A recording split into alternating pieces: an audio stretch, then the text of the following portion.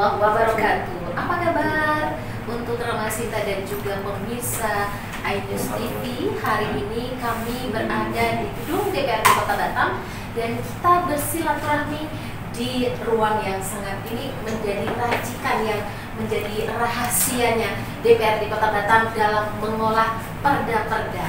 Oke, Ramasita dan juga pemirsa iNews TV, hari ini saya sudah bersama dengan narasumber. Hari ini baru dua, nanti menyusul oleh narasumber yang lainnya. Nah, yang pertama saya ingin memperkenalkan terlebih dahulu. Beliau ini adalah Ketua Bapepda DPRD Kota Batam, Bapak Muhammad Mustafa SHMH. Assalamualaikum, Pak. Waalaikumsalam warahmatullahi wabarakatuh. Makasih, Bu. Iya, baik. Kemudian Ramasita dan juga pemirsa iNews TV, hari ini juga hadir Ibu Nur Asni SHMH. Pagi Ibu, Assalamualaikum. Beliau ini adalah perancang peraturan perundang-undangan dan juga dari pemerintah Kota Batam. Ya, baik. Kita hari ini akan membahas tentang sosialisasi peraturan daerah. Ini adalah tentang rancangan peraturan daerah atau perda penempatan tenaga kerja.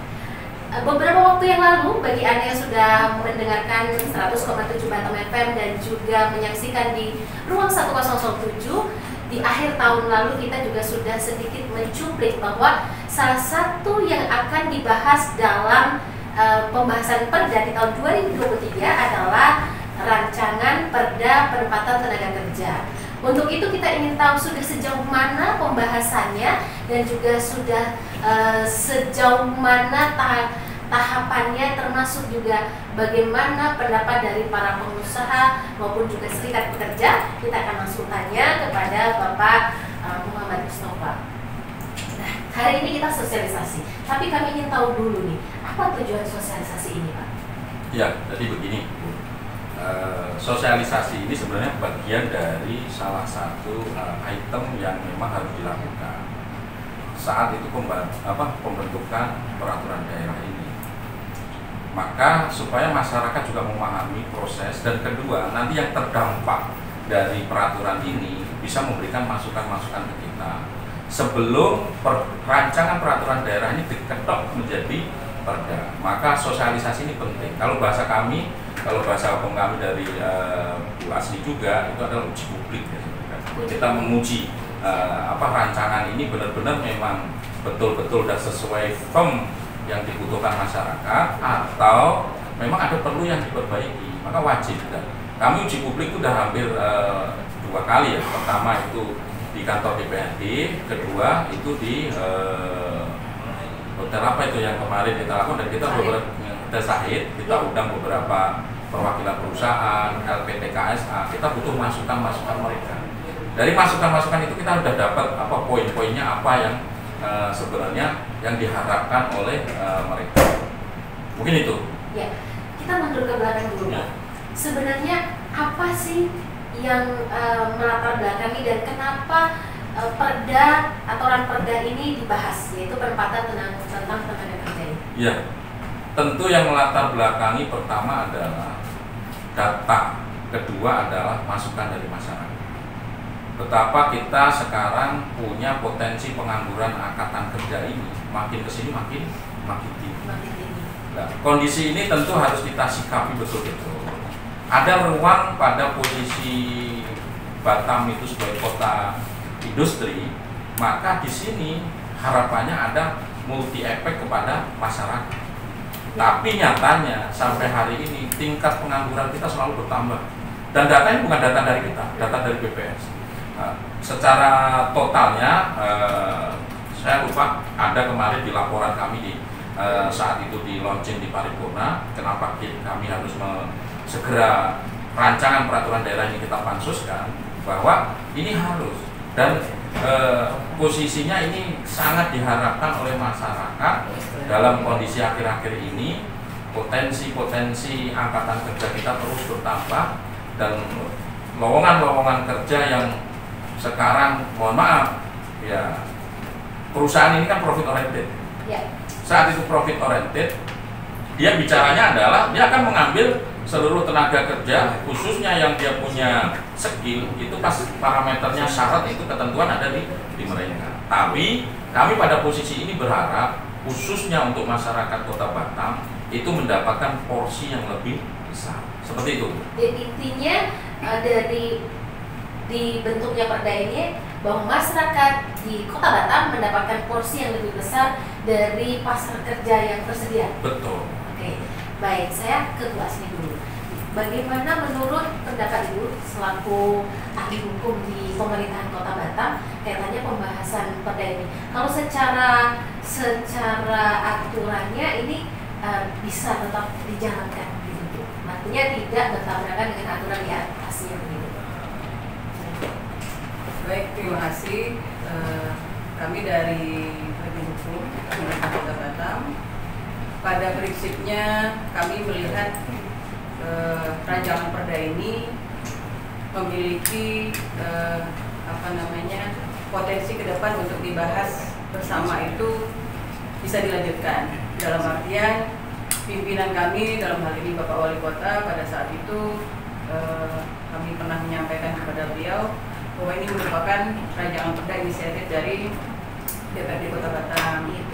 Nah, beliau minta dijelaskan apa sebenarnya yang menjadi urgensi yang akan diatur di dalam rancangan perda ini, dan kami sampaikan kepada pimpinan bahwa ada semangat dari DPRD kita untuk memberikan apa yang disampaikan Pak Mus tadi, porsi kepada anak-anak kita khususnya yang ada di Kota Batam ini supaya terserap di dalam dunia kerja. Karena Batam itu kan dikenal dengan daerah industri. Betul.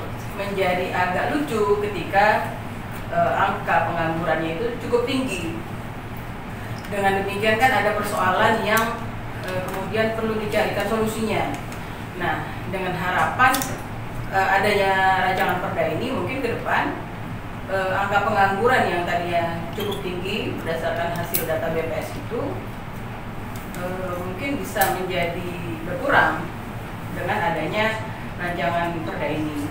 Adapun nanti terkait dengan regulasi apa yang menjadi pedoman dalam pembahasan ini, tentunya kami baru langkah awal pembahasan, dan draftnya juga baru sekali pembahasan. Nanti kami akan bersama-sama dengan DPRD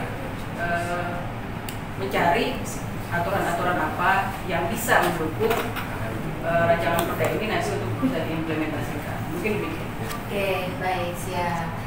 Nah, kita ingin tahu juga nih, sudah sejauh mana nih pembahasan dari Ranperda penempatan tenaga kerja di DPRD Kota Batam di Perda ini? Oke, jadi pembahasan seperti yang kemarin kita sampaikan di 2022, itu kalau nggak salah bulan 11, ya. Bulan 11, seluruh usulan itu masuk untuk menjadi prolegda.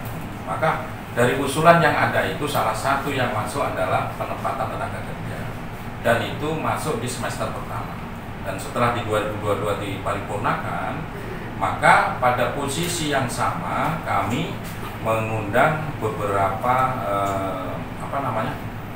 peneliti, yaitu dari Umrah. Kami minta untuk hadir ke kantor dan kita bikin kontrak kerjasama. Kita kasih waktu sampai kalau nggak salah itu dari mulai November sampai Maret April. Jadi sekitar berapa itu? 6 bulan ya?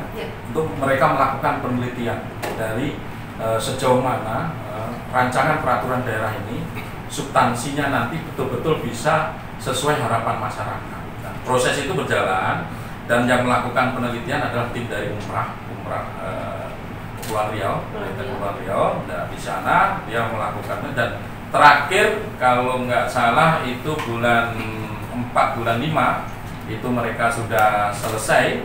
Maka bulan 5 terakhir atau awal Juni kita lakukan uji publik.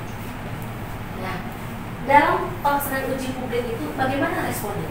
Respon untuk sementara uji publik kita yang kita undang adalah lembaga penempatan tenaga kerja swasta. Baik. Karena mereka ternyata punya andil besar mendatangkan pekerja dari luar untuk Kota Batam. Kedua, mereka mengeluhkan tentang dua bidang yang ada di ketenagakerjaan, yaitu tentang penempatan tenaga kerja dengan pelatihan. Bidang penempatan tenaga kerja dengan pelatihan ternyata selama ini tidak ada connecting pelatihan. Artinya pelatihan itu harusnya itu sesuai permintaan dari penempatan. Nah, akhirnya apa? Akhirnya penempatan kebingungan sendiri. Contoh begini, kalau kelas-kelas operator, kelas-kelas yang sipil, perusahaan itu hanya yang dibutuhkan apa? Attitude. Attitude. Luar biasa. Ini menjadi satu yang harus digarisbawahi. Saya tertarik di sini. Jadi artinya attitude ini menjadi mungkin ya attitude, karakter gitu ya. Ini menjadi yang harus digarisbawahi oleh sekolah-sekolah tingkat atas, terutama untuk SMK. Iya, betul. Gitu ya. Jadi ada, menurut mereka, saya sampaikan dari awal, mereka kan profit oriented. Ya. Kalau sudah mereka rekrut untuk bekerja, harapannya tuntas sampai selesai kontrak. Ya. Karena mereka menyampaikan ke kita bahwa rata-rata yang dia rekrut dari dalam ini hampir 50 sampai 60% bermasalah. Bermasalahnya itu nanti dari kedisiplinan. Terus kedua, kalau dia nggak selesai kontrak pergi gitu aja. Artinya ini PR pemerintah daerah untuk menyelesaikan ini. Nah, pemerintah daerah masuknya di mana? Nanti masuknya di bidang pelatihan yang ada di ketenagakerjaan. Artinya dia harus mensupport penempatan. Apakah betul pelatihan itu harus yang bentuknya bersertifikat, atau memang pelatihan ini yang dimauin oleh perusahaan? Contoh tadi, ada satu perusahaan menyampaikan 100% tenaga kerjanya dari luar. Wah, sangat disayangkan. Artinya memang perda ini harus diselesaikan ya tahun ini, mudah-mudahan selesai ya Pak ya. Insya Allah. Amin, amin. Kemudian begini, apakah juga di dalam uji publik itu ada fakta yang ditemukan? Misalnya itu kalau baru dari satu sisi ya, dalam artian untuk industri.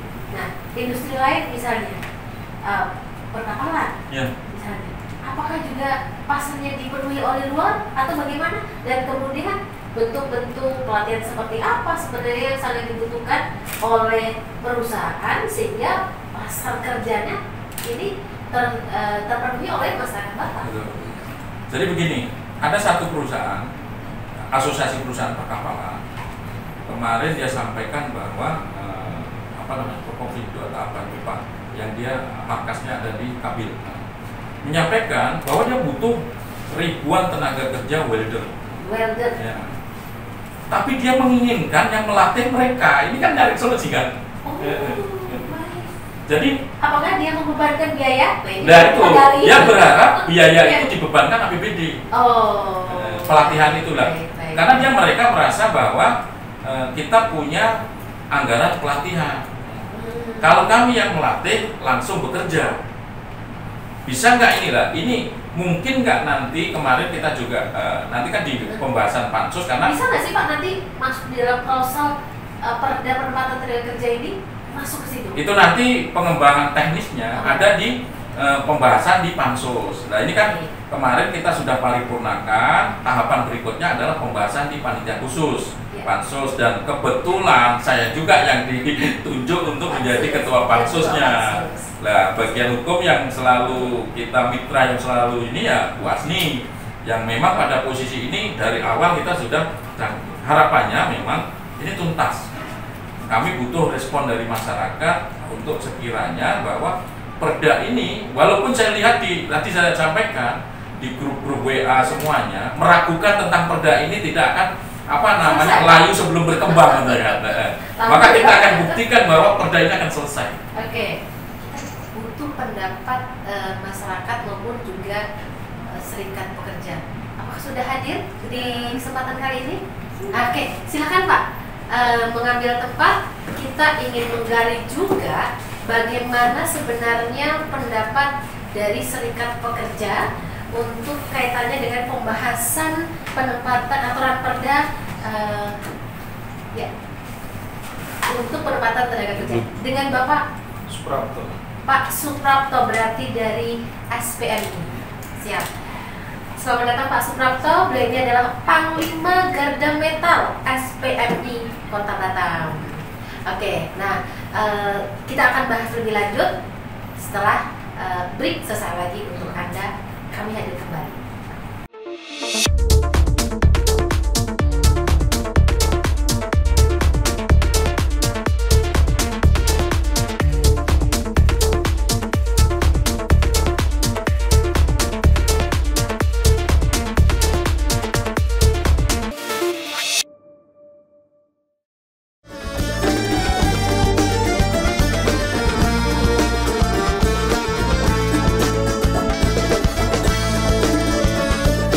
Travelers, saksikan Exotis Capri setiap hari pada pukul 3 sore, 8 malam, dan 9 malam waktu Indonesia bagian Barat di Batam TV.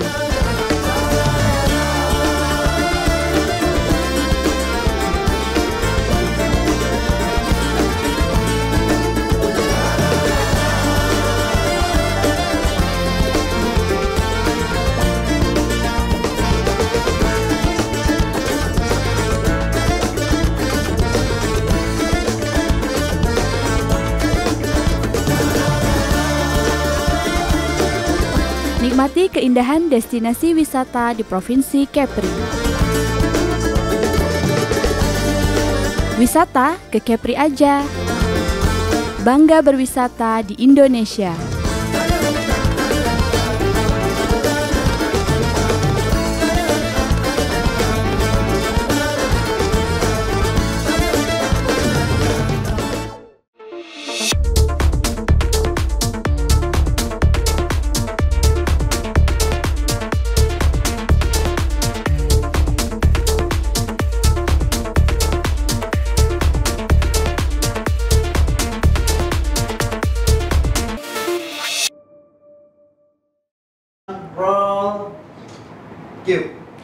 Baik, Rahmat Sinta, pendengar Batam FM dan juga pemirsa iNews TV dan pemirsa Batam TV, masih kita lanjutkan dalam bincang-bincang kali ini dalam pembahasan Ranperda penempatan tenaga kerja bersama dengan Bambemperda DPRD Kota Batam. Dan tadi kita ingin meminta pendapat masyarakat. Namun masyarakat tentu tidak semua masyarakat Batam bisa kami undang dan duduk bersama di sini.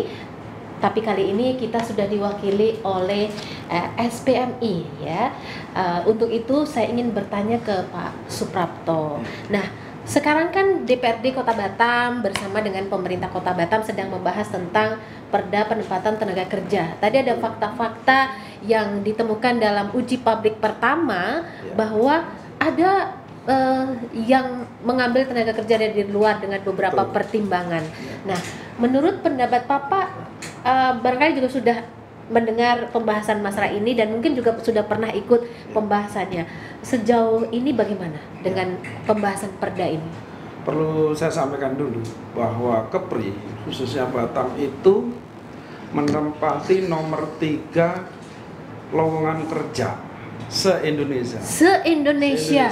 Luar biasa. Tetapi secara kompetensi berada nomor 3 juga, tapi dari bawah. Lah, ini fakta yang harus kita sama-sama pikirkan dalam artian gini, bukan hanya tugas pemerintah, DPRD, SPMI, SPSI maupun juga Serikat Kerja lain, tapi juga disadari oleh masyarakat gitu ya Pak ya. Terus masalah penempatan ini saya sangat sepakat adanya perda penempatan, sebab sebenarnya ini sudah kita sampaikan hampir 12 tahun yang lalu, 2011, tentang hiruk pikuk hancurnya PLK di Batu Haji yang jadi sarang penyamun dulu, yang sekarang jadi kantornya teman-teman Satpol PP kan gitu.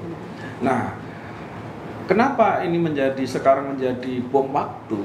Sebab jauh-jauh hari pemerintah itu sudah kita beri masukan bahwa Batam ini kota industri yang mayoritas adalah teman-teman usia produktif yang akan menghasilkan turunan-turunan ke depan 5 tahun, 10 tahun. Maka tahun 2010, 2011 itu kami sampaikan 2015, 2020 akan terjadi ledakan jumlah penduduk produktif, usia produktif antara 20 sampai 30 tahun. Bagaimana pemerintah menyikapi hal tersebut? Itu satu. Yang kedua adalah di masa-masa tahun 2013-2016, 3 tahun itu pihak pengusaha selalu bilang bahwa Batam tidak akan menjadi daerah yang kompetitif, Batam tidak akan menjadi daerah yang menjadi primadona lagi untuk industri. Tapi kami dari Serikat akan melihat dengan kacamata tersendiri, Batam apapun akan menjadi daya tarik investor untuk datang ke Batam.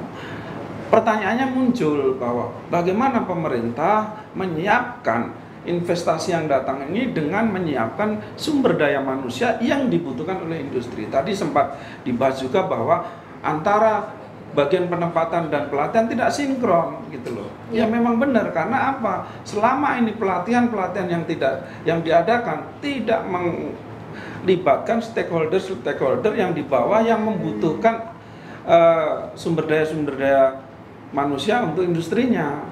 Contoh yang paling konkret saat ini, baru kemarin kita juga hari Jumat yang lalu kita juga ke hanggarnya Lion Air untuk pembukaan area maintenance baru. Pertanyaan muncul, apakah itu akan terserap oleh tenaga kerja dari kota Batam atau akan terserap oleh pekerja dari luar? Ini menjadi pertanyaan. Terus yang kedua adalah tentang rekrutmen yang dilakukan oleh teman-teman pengusaha rekrutan, pengusaha PTKSK itu sekarang mereka bukan lagi hanya merekrut untuk perusahaan, tetapi sekarang mereka menjadi perusahaan-perusahaan subkon, supplement power ke perusahaan atas nama perusahaannya. Gitu loh. Jadi PTA mensuplai tenaga kerja PTC. Kalau sebelum ada Undang-Undang Nomor 6 Tahun 2023 atau Undang-Undang 11 Tahun 2020, Undang-Undang Cipta Kerja itu, mereka hanya melakukan perekrutan untuk ditempatkan ke PTC dan karyawan ini atas nama PTC. Sekarang tidak. Mereka melakukan rekrutmen di luar kota Batam atas nama PTA ditempatkan di PTC. Tidak ada hubungannya lagi tenaga kerja ini dengan PTC. Hubungannya dengan PTA tadi. Ini gitu loh. Nah ini secara Undang-Undang Nomor 6 2023 dibolehkan karena membuka seluas-luasnya outsourcing subkon. Gitu. Tetapi ini akan mematikan kembali anak-anak kita yang lulusan usia produktif 18 tahun sampai 30 tahun. Tapi kan ini bentuknya undang-undang ya. Jadi ini saya mau ke Bu Asni nih. Gimana kita menyikapinya? Karena ini undang-undang. Jadi perda lawan undang-undang ini kan berat nih, gitu. Jadi apa nih pendapat Ibu kaitannya dengan permasalahan di lapangan seperti ini? Dan kira-kira nanti jadi PR teman-teman di Bapeperdanya jadi seperti apa gitu? Dan juga teman-teman di hukum Pemko Batam.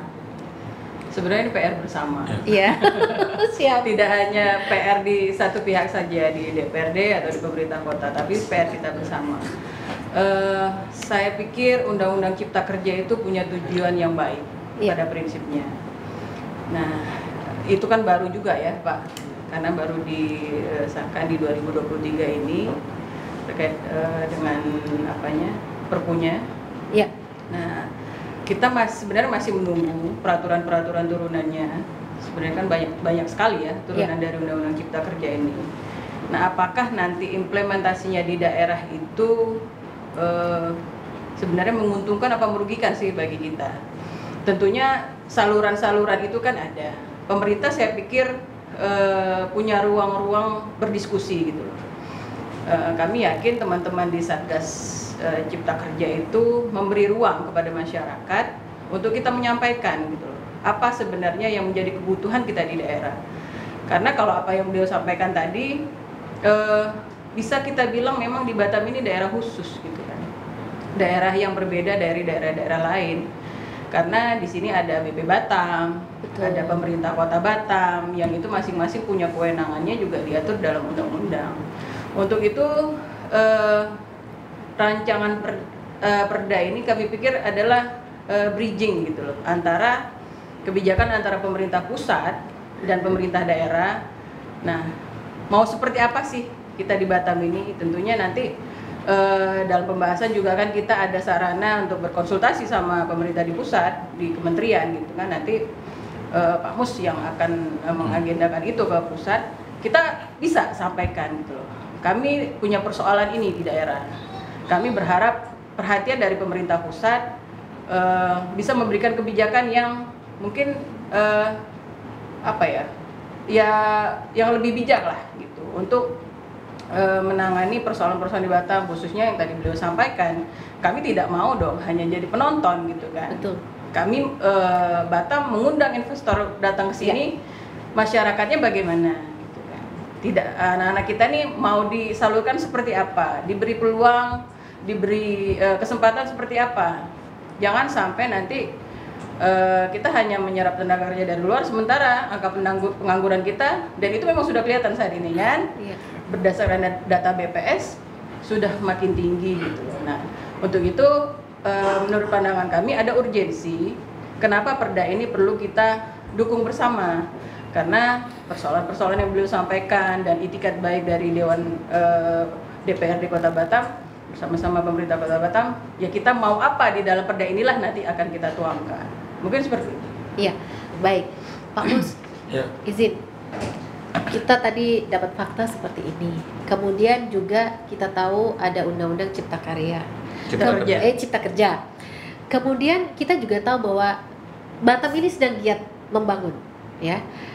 Kita juga ada KEK, baik itu di Nongsa maupun juga di bandara kita. Nah, yang konon kabarnya ini akan menyerap begitu banyak sekali tenaga kerja yang akan terserap, baik itu di Kabil yang baru-baru ini juga.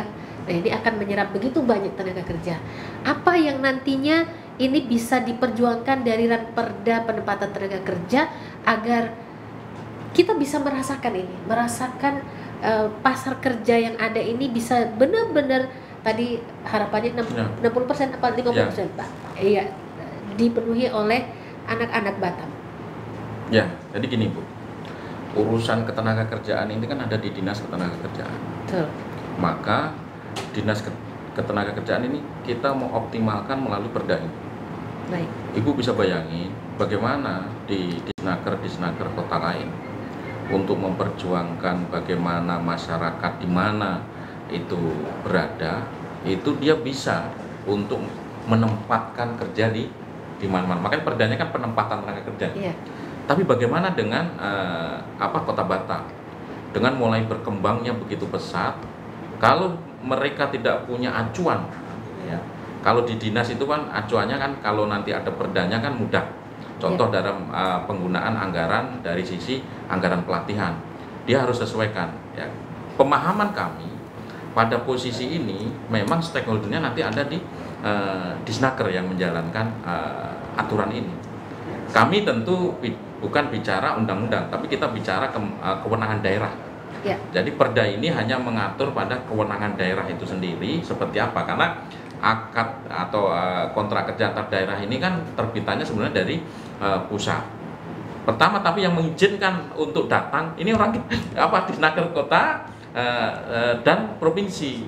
Iya. Jadi mereka nggak salah, LPTKS ini juga nggak salah karena dia resmi dan diizinkan dengan alasan bahwa Kota Batam butuh tenaga kerja.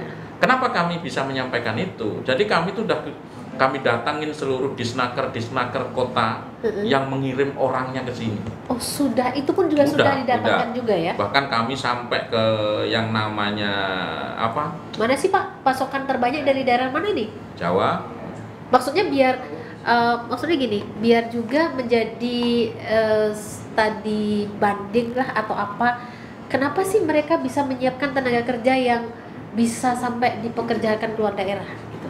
Sementara kita yang tuan rumah ini apa sebenarnya yang harus disiapkan gitu. Ya, jadi yang beberapa tempat-tempat yang menjadi idola LPTKSA mengambil manpower ini, pertama adalah di Jawa Tengah. Di wilayah Jawa pun tidak semua ya. Jawa Tengah, Jogja. Terus ada mulai ambil di sekitaran Jawa Timur. Yang lebih parah lagi, ini coba bayangin Bu, kemarin ada ngambil sampai Sulawesi, Toraja. Wah, Sulawesi. Untuk satu orang aja, kemarin menjelaskan HR-nya itu, kami butuh sampai 5-7 juta Pak untuk datangin orang. Tiket pesawat dan lain-lain. Iya, satu orang itu. Artinya kenapa sih mereka sampai segitunya? Lah mereka ternyata sampai sana itu Disnakernya udah nyiapin semua, jadi sudah udah di Itu izin saya potong. Itu sistemnya outsourcing seperti tadi. bukan, dia Beda. namanya LPTKSA, Pak. Oh. Bu. LPTKSA itu lembaga penempatan tenaga kerja swasta. Baik. Swasta, Bu, bisa Swasta menempatin. ya. Siap. Kita ada bidang penempatan tenaga kerja. Nah, kalau kita tanya kenapa ini nggak berjalan penempatan tenaga kerja, pas kebetulan saya juga di Komisi 4 yang mitranya adalah Disnaker. Dinas. Terus kami lihat ternyata ada kelemahan dari sisi pengaturannya, kewenangan dan contoh ini. Bagaimana bidang yang namanya pelatihan dia tidak koordinasi dengan bidang penempatan tenaga kerja. Bagaimana bidang penempatan tenaga kerja ini menempatkan seseorang kalau tadi yang disampaikan oleh Pak Prapto tentang bahwa kompetensinya juga harus dipertimbangkan. Dan di sini kan yang melakukan uji kompetensinya kan di pelatihan. Nah, ini nanti memang diatur di perda itu tadi. Nah, maka kalau kita bicara daerah-daerah mana yang sebagai support yang ini, Sumatera Utara ada. Sumatera Utara itu yang daerahnya siapa nih? Yang dia Sumatera Utara tapi bukan Medan. Bukan Medan. Ini agak pulau itu. Pulau apa itu namanya? Pulau apa ya? Nias. Oh, Nias. Nias Pak ini. Nias itu rencana. Kenapa? Kedua tadi saya bilang kan, disiplin, attitude itu menjadi pertimbangan untuk perusahaan. Kenapa sih sampai jauh-jauh merekrut di sana dengan mengeluarkan ratusan juta, Bu? Kalau kita kemarin dengan hitungan kalau dia rekrut 100, kalau 7 juta per orang berarti hampir 700 juta dia keluarkan. Nah, ini kan PR pemerintah daerah. Daripada dia ngambil dari sana, ayo kita siapkan. Nah, cara menyiapkannya gimana? Maka pengoptimalan kerja-kerja di Disnaker khususnya 2 bidang, penempatan tenaga kerja sama pelatihan ini harus satu linear. Terakhir tentu kita juga ini namanya profit oriented, ini namanya bisnis. Kami juga nggak mau menyalahkan perusahaan. Perusahaan kemarin juga ngasih masukan, pokoknya kami jangan dibikin rumit untuk cari pekerja, cari karyawan. Itu aja dia sampaikan. Selama itu memang di tempatan di daerah kita yang ber-KTP Batam itu memang ada dan sesuai spek, dan kedua dia akan ambil. Nggak perlu diatur pun katanya dia akan ambil. Tapi kan pemerintah daerah kan punya kewenangan untuk mengatur. Yang kita atur itu bukan juga perusahaan itu. Di perda ini yang kita atur juga salah satu adalah hubungan antara penempatan tenaga kerja dengan bidang penempatan tenaga kerja dengan bidang pelatihan. Ini nanti akan masuk di situ. Karena di rancangan peraturan daerah penempatan tenaga kerja yang sudah dipansuskan, yang sekarang lagi pembahasan, salah satu yang akan diinput adalah korelasi antara penempatan tenaga kerja dengan pelatihan ini harus dekat, sinkron. Siap. Jangan sampai jalan sendiri-sendiri. Baik. Contoh nih, yang kemarin disampaikan, Asosiasi Galangan Kapal minta welder. Tapi dia minta kalau bisa mereka sesuai yang spek kami. Siap. Disnaker nggak bisa melakukan pelatihan sesuai kemauan dari asosiasi itu. Kenapa? Karena aturannya mengikat mereka. Contoh nih, ikatan yang paling ini dia harus bekerja sama dengan LPK. Lembaga apa itu yang pelatihan itu kan. Dia tidak bisa langsung sama perusahaan. Jadi ada alasan juga kenapa Disnaker tidak aturannya melakukan seperti itu karena ada aturannya yang mengikat gitu ya. Dan mudah-mudahan nanti terakomodir ya Pak di sini ya. Oke, saya balik lagi ke SPMI Pak Suprapto. Apa hal-hal krusial apa yang ingin Bapak sampaikan dan bisa terakomodir di dalam ranperda, dan nantinya mudah-mudahan tahun ini kata beliau siap mudah-mudahan jadi perda. Harus itu. Ya. Sangat menarik ketika kita ngomong lowongan kerja banyak tapi pengangguran semakin tinggi.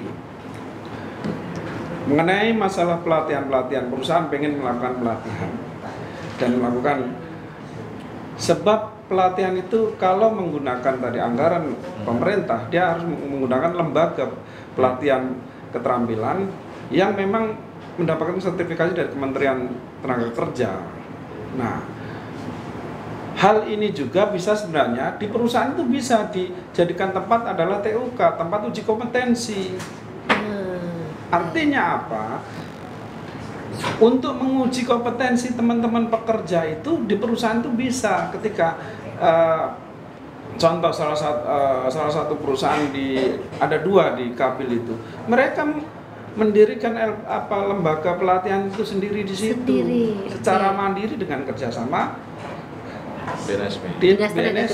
Iya, dan ketika ada pekerja-pekerja yang dibutuhkan, dia akan dilakukan pelatihan singkat di situ. Ketika itu sudah sesuai dengan kualifikasi mereka, ini dimintakan sertifikasi ke pihak terkait. Yang terjadi saat ini adalah teman-teman pengusaha pengen teman-teman pekerja yang qualified, yang tersertifikasi, tetapi minta digaji UMK. Kan ini juga tidak boleh dong. Mereka teman-teman pekerja ini kalau sesuai dengan skill mereka ya tolong disesuaikan upahnya. Nah, apalagi teman-teman yang di galangan kapal saat ini butuh welder, fitter, rigger yang begitu banyak, gitu loh. Iya. Dan serbuan lagi. Memang kalau di galangan kapal dengan industri lain ini beda ya. Beda. Kalau sertifikasinya dibutuhkan di situ ya. Kalau di manufacturing, elektronik, elektrik itu adalah rata-rata adalah teman-teman yang operator yang tidak membutuhkan skill yang luas. Welder itu kan butuh skill tertentu, butuh sertifikasi tertentu, karena teman-teman dari pengusaha ketika mendapatkan pekerjaan pasti kan juga ikut tender proyek itu kan juga saya punya tenaga kerja welder sekian dengan spesifikasi sekian. Nah, ini juga. Nah, ini harus mereka penuhi ketika berjalannya proyek, kan gitu. Untuk mendapatkan ini juga tidak mudah kan, pekerja-pekerja. Maka contoh nih, ada satu kasus di perusahaan di Batam itu banyak ditinggalkan welder, fitter karena apa? Teman-teman itu mengejar upahnya, pindahlah ke Karimun, pindah sekarang itu banyak di Korea. Sekarang Korea ini Sipyat lagi meledak juga. Mereka sekarang banyak yang mengejar ke Korea. Dan juga difasilitasi oleh teman-teman PJTKI yang mengirimkan tenaga kerja ke sana secara resmi. Jadi artinya bagi para pekerja Batam yang memang mumpuni, punya sertifikasi, punya kemampuan, mereka lebih melirik keluar. Betul, maka ini tugas berat juga teman-teman kita bersama dengan teman-teman pengusaha. Jangan minta pekerja yang qualified, tersertifikasi, tapi tidak mau membayar sesuai dengan skillnya. Oke, baik. Itu. Siap, kita tampung Pak. Nanti kita tanyakan ke Pak Mus. Kira-kira nanti terakomodir nggak di dalam ranperda ini. Tapi sebelum itu kita break dulu. Rama Sinta dan juga pendengar Batam FM, kemudian juga pemirsa iNews TV dan juga pemirsa Batam TV, kami segera kembali.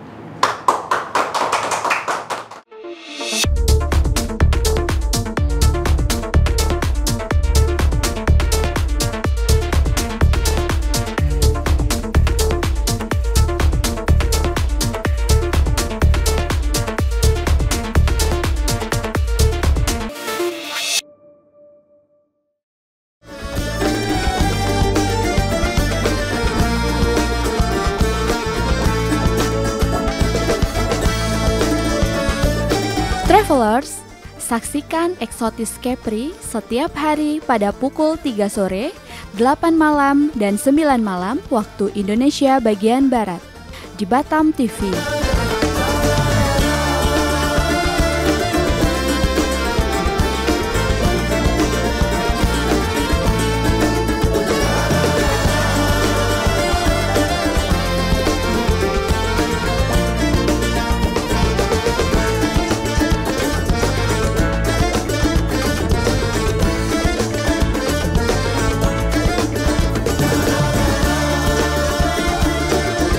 Nikmati keindahan destinasi wisata di Provinsi Kepri.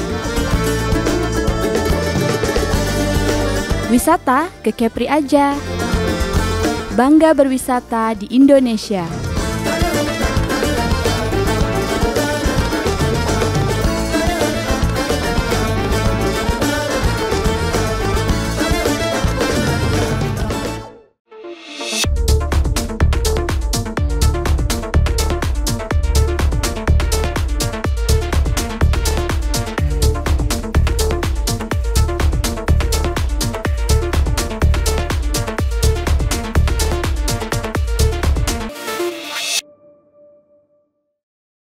Ya, Rahma Sinta, pendengar Batam FM, pemirsa iNews TV dan juga pemirsa Batam TV, kita masih berbincang-bincang kaitannya dengan penempatan tenaga kerja, Ranperda penempatan tenaga kerja. Dan kita berada di sesi terakhir. Tadi ada harapan dari perwakilan SPMI Kota Batam, yaitu Bapak Suprapto yang harus segera meninggalkan ruang ini karena akan menuju ke luar kota, ya. Nah, harapannya adalah kaitannya masalah pengupahan. Nah, jika sudah tersertifikasi, apakah ini akan juga dibahas atau menjadi klausal-klausal di dalam pasal-pasal Ranperda ini? Kita kembalikan ke Pak Mus. Jadi begini, untuk Ranperda ini sebenarnya fokusnya adalah pekerja yang level 0. Oh, fokusnya adalah di 0, jadi dia mulai lulus, bukan yang pada posisi yang dia sudah punya pengalaman, sertifikasi tinggi. Karena kalau sudah punya pengalaman, dia punya sertifikat tinggi, dia boleh memilih mau kerja di mana. Kan dia contoh tadi disampaikan, dia ingin nyari gaji yang lebih tinggi di Korea atau apa.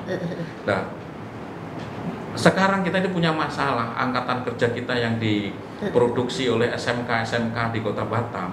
Selain juga ada beberapa orang yang datang dengan, ya mohon maaf, dia nggak punya sertifikat, dia nggak punya pengalaman kerja, berarti kan dari 0. Nah, LPTKSA itu yang penempatan tenaga kerja swasta itu, yang direkrut itu juga yang 0. Yang banyak itu yang 0 pengalaman. Dan dia hanya butuh 2, disiplin dan attitude kerja. Jadi kalau bahasa ini kan, posisi inilah yang sekarang kami ingin ambil karena potensi penerimaan pekerjanya itu tinggi, ribuan. Bahkan satu PT itu, satu perusahaan itu bisa untuk yang kelas 0 ini, 0 sampai 1 tahun yang dia belum punya pengalaman sama sekali, itu bisa ribuan yang dia terima. Dalam satu perusahaan ada sampai 2.000. Lah, ada satu perusahaan 100% itu emang ambil dari luar dengan alasan yang sangat fundamental, karena di aturan mereka, karena ini adalah core bisnis yang sifatnya terus menerus, dia takut dituntut karyawannya minta permanen semua, sedangkan karyawannya itu ada 2.000 di sana. Waktu uji publik kan tersampaikan di situ. Nah, ini kan juga menjadi PR kita, apakah memang kita bisa menjamin pada posisi, karena ini undang-undang ini kan multi efek. Contoh, mana yang dimaksud core business?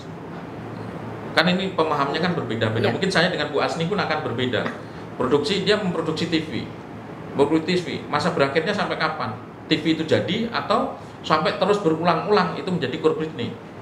Pemahaman mereka ini bukan yang pekerjaan yang batas waktunya tidak ada. Contoh, kalau kita membuat TV, batas waktu akhirnya adalah TV jadi kan? Tapi bagaimana kalau setelah TV jadi dia buat lagi? Nah, ini yang mereka akhirnya ambil keputusan untuk akad, yaitu ngambil pekerja dari luar daerah untuk menghindari yang namanya PKWTT, untuk mengangkatnya tetap. Artinya bahwa Ranperda ini fokus utamanya adalah kepada mereka yang 0 sampai 1 tahun. Karena ini yang penyumbang potensi pengangguran terbesar. Kalau yang sudah punya sertifikat, itu tentu mungkin nanti dia bisa memilih perusahaan mana yang gajinya besar. Yang ini nggak punya pilihan. 0 sampai 1 tahun ini nggak punya pilihan. Tapi maka negara harus hadir, pemerintah harus hadir untuk memudahkan mereka bekerja. Saya rasa itu. Baik. Artinya apakah perda ini tidak menjangkau ada juga satu keadaan, bukan hanya yang baru lulus, tetapi mereka yang usianya masih produktif, tetapi sudah tidak ditampung lagi oleh pasar kerja di Batam, terutama untuk elektronik misalnya. Ya, itu mungkin waktu itu Bu Asni ada di sana, itu ada pertanyaan. Jadi pertanyaannya adalah begini, kami ini masih produktif, umur udah 28, umur udah 30 gitu kan. Tapi kenapa setiap lowongan kerja itu dibunyikan minimal umur 22, maksimal 23? Kan seperti itu. Lah, inilah yang menjadi PR di pansus ini. Kami lagi di pembahasan ini karena penerima itu kan kita fokusnya adalah yang direkrut orang yang ada di Batam menjadi prioritas. Ya. Teknisnya tentu kan teknisnya ada di penyedia pekerjaan kan. Tentu dia akan minta yang mudah, yang likat. Nah, apakah kita bisa masuk di situ? Harus mengatur atau memang kita memberi sebuah koridor-koridor tentang apa namanya, ya jangan disebut lah kalau kalian butuh ibarat kata umur 20 sampai 22 jangan disebut. Karena kalau itu disebut secara otomatis kan berarti diskriminasi. Sudah bagaimana yang umur 25 kan ya? Masalah nanti kamu putuskan umur itu menjadi syarat kamu untuk apa? Ternyata yang lamar 10. Dia butuh 5. Nah, ternyata yang 5 ini umur 22 maksimal kan 22, yang 5 lagi umur 27, dia ambil umur yang 22, sah-sah saja dong, kan seperti itu. Tapi dalam syarat itu tidak boleh dicantumkan umur berapa. Yang benar-benar yang diambil adalah secara potensi kerja, secara performan kerja, memang bagus silahkan ambil. Artinya mereka yang usianya di atas itu masih bisa bersaing gitu. Masih bisa bersaing. Hak yang terima atau tidak kan perusahaan memang tetap kan. Nah, itulah Bu. Maka bisa nggak itu ditarik di aturan di rancangan perda ini? Kemarin kami juga agak kesulitan memasukkan itu. Oke, baik. Mudah-mudahan ini nanti klausalnya bisa masuk di situ sehingga kegalauan masyarakat bahwa usia masih produktif tetapi sudah tidak bisa tertampung lagi. Kemarin malah ada tambahan. Jadi ini diskriminasi dari sisi fisik. Contoh nih, satu perusahaan mensyaratkan bahwa tingginya harus sekian. Iya. Terus kedua berat badan nggak boleh lebih dari 90. Ada.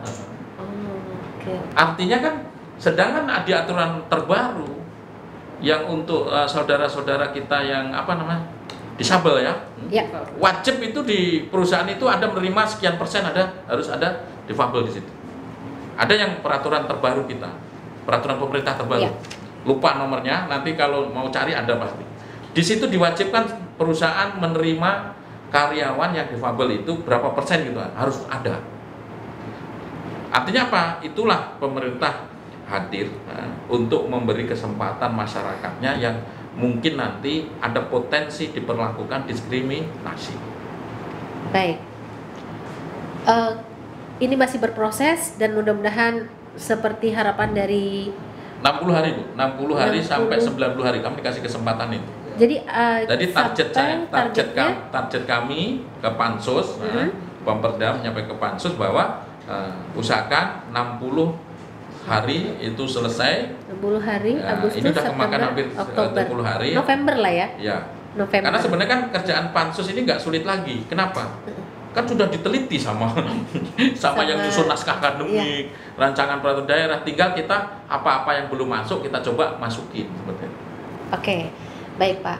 Harapannya nanti diketuk ya Oktober atau November, kemudian terlaksanalah perda ini. Apa ukuran kesuksesan perda ini, Pak? Ukuran kesuksesannya adalah pertama tentu yang tadi saya sampaikan, dua bidang ini harus bisa bekerja sama. Ketenaga kerjaan dengan bidang penempatan tenaga kerjaan dengan bidang pelatihan. Itu yang pertama. Kalau ini bisa bekerja sama, maka ukuran kesuksesan dari perda ini betul-betul adalah pertama adalah bisa mengurangi pengangguran yang ada di Kota Batam. Ukurannya di situ nanti. Tapi kalau perda ini ternyata juga tidak mampu mengurangi pengangguran ini, berarti masih ada masalah yang perlu kita benahi lagi. Baik, oke, di sesi sebelum kita closing, Bu Asni, apa ini pesan dan harapan baik itu kepada masyarakat maupun juga kepada Pansus yang memang sedang giat menyelesaikan sampailah nanti diketuknya perda? Baik, pada prinsipnya pekerjaan ini merupakan pekerjaan kolaboratif, tidak hanya menjadi inisiasi dari DPRD, kemudian kami dari pemerintah hanya sekedar mereview, tentu tidak seperti itu. Karena setelah perda ini terbit, tentunya nanti ada peraturan turunannya dalam bentuk peraturan wali kota. Nah, jadi tidak selesai di perda saja, tapi nanti ada perwakonya. Perwakonya ini ya nanti mudah-mudahan bisa menjawab apa yang menjadi persoalan dari harapan dari perda ini, karena kalau melihat angka pengangguran yang tadi dari data BPS itu memang cukup tinggi, dan ini bukan pekerjaan sehari 2 hari. Kami pikir ini adalah pekerjaan jangka panjang. Untuk itu menjadi PR tidak hanya dari Dinas Ketenagakerjaan, tapi juga ini kan bisa menjadi keterkaitannya dengan Dinas Pendidikan. Betul. Karena urusan pendidikan menengah itu tidak ada di kabupaten kota, dan itu perlu menjadi catatan. Itu perlu menjadi catatan, dan itu nanti dalam pembahasan ini mungkin kami juga perlu konsultasi, karena perlu diajak bicara juga nih teman-teman di provinsi terkait dengan anak-anak yang ada di level pendidikan menengah ini. Kami di daerah di Kota Batam ini ada kebijakan terkait perda, tapi yang itu juga menjadi bagian urusan dari pemerintah provinsi, dalam hal ini dinas pendidikannya. Nah, untuk itu kolaborasi ini nanti ke depan mudah-mudahan bisa menjawab harapan kita, bisa menjadi solusi dari persoalan yang kita hadapi hari ini. Mungkin demikian. Ya, terakhir Pak Mus, harapan yang begitu besar dari Perda Penempatan Tenaga Kerja yang saat ini sedang pansus dan berproses, 2 maksimal 3 bulan mendatang harus diketuk, dan nanti kalau sudah diketuk kita akan kembali informasikan kepada masyarakat. Harapannya pesannya juga kepada masyarakat. Pesannya dan harapan, beri kami kepercayaan untuk menyelesaikan rancangan peraturan daerah ini walaupun di masyarakat dalam kondisi yang ada, karena kami salah satu yang punya tugas dan tusi kita adalah salah satu adalah legislasi. Kita coba legislasi ini kita tuntaskan. Kami ingin memenuhi harapan masyarakat melalui sebuah aturan. Dealnya adalah bagaimana pengangguran di Kota Batam itu berkurang. Prinsip pertamanya adalah bahwa keadilan kita tentu dibatasi oleh keadilan orang lain juga. Contoh, saya sampaikan bahwa ada usulan untuk membatasi berdasarkan persentase. Oke, langsung dipukul aja 60% harus masyarakat Kota Batam, dan itu secara hak asasi manusia tidak boleh. Bahwa seluruh warga negara Indonesia punya hak yang sama dalam mendapatkan pekerjaan dimanapun. Maka gimana? Ya, kita atur sedemikian rupa. Harapannya terakhir adalah beri kepercayaan kami untuk menyelesaikan ini, supaya ini bermanfaat untuk masyarakat Kota Batam. Saya yakin banyak masyarakat yang beberapa masih pesimis dengan ini akan selesai, tapi di sisi lain masyarakat juga banyak yang berharap ini selesai untuk bagaimana nanti anak-anak kita yang baru lulus besok atau semuanya tidak lagi ragu hidup di Kota Batam. Saya rasa itu. Ya.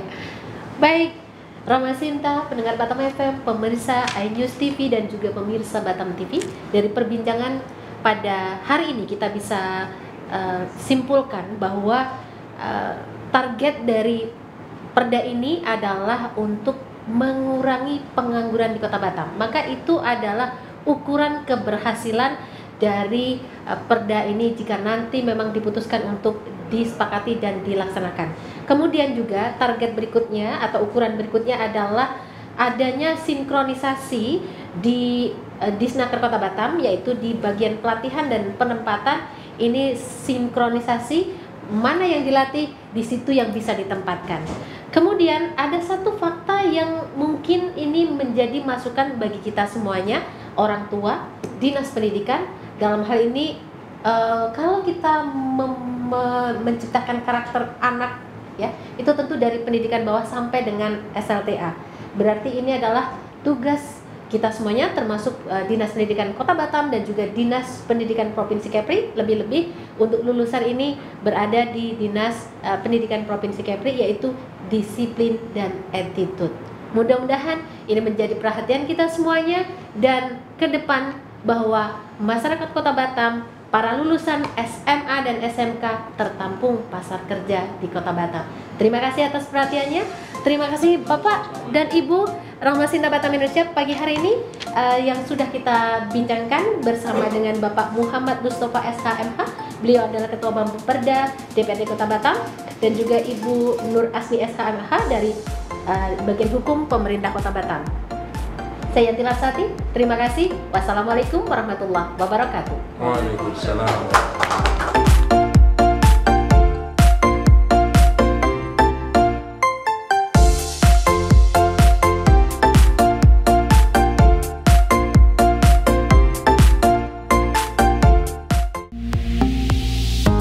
Batam TV, inspirasi Kepri.